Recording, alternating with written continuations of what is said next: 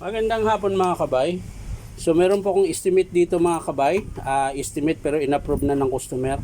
Bali naantay po kasi ito mga kabay kaya wala tong job order. Ayan.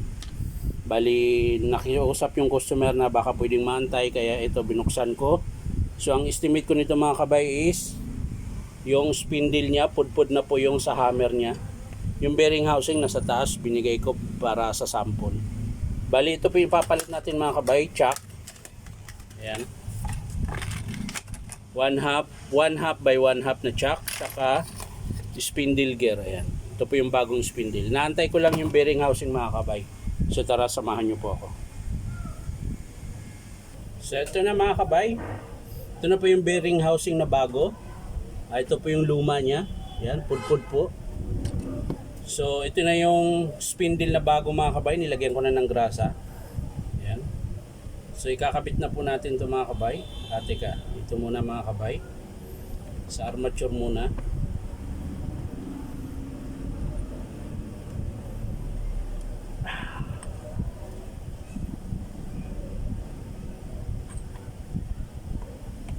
Matigas mukhang kailangan talagang kalasin mga kabay. Pipress na lang natin mga kabay para maganda yung pagkatanggal natin. Ipipress po natin ito mga kabay. Meron kasi siyang guma mga kabay kaya matigas ito lang.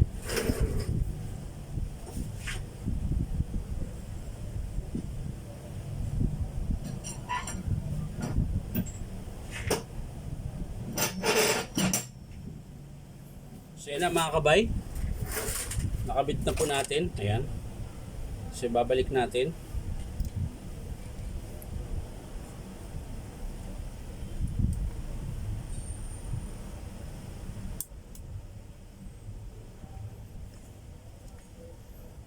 Ayan.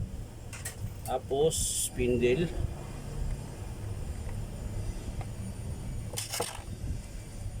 Siyempre yung selector hammer. Ayan. Yung selector hammer mga kabay.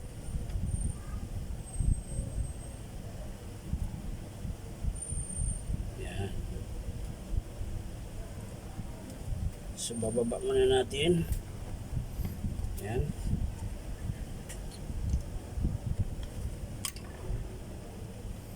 Chuck para meron tayong mahawakan.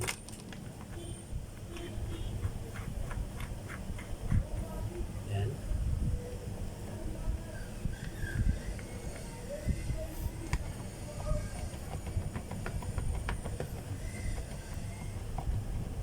Yun.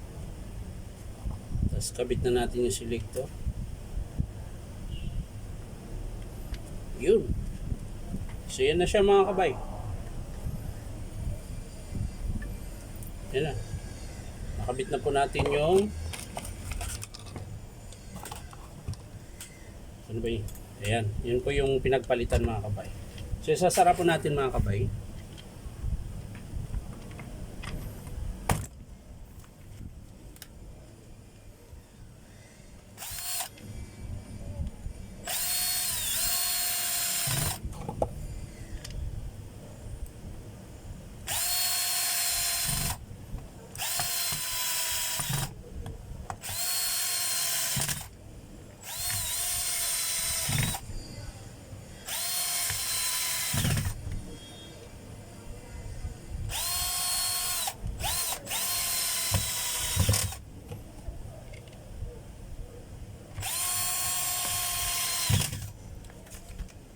So yan mga kabay, titesting natin.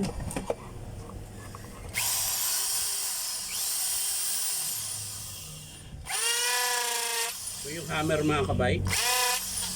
Tapos drill. Hammer.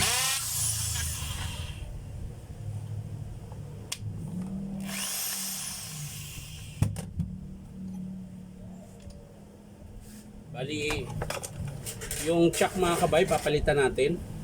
Iba po yung usli niya, hindi pantay. Baka defective ito. Ayan po, hindi siya pantay. So papalitan natin yung chuck mga kabay. So ito na mga kabay, pantay na po siya. Pinalitan ko siya. So ito yung kakabit natin.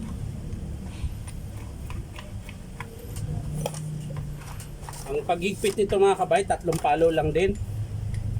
Yan. Papunta dun. Yan. Isa.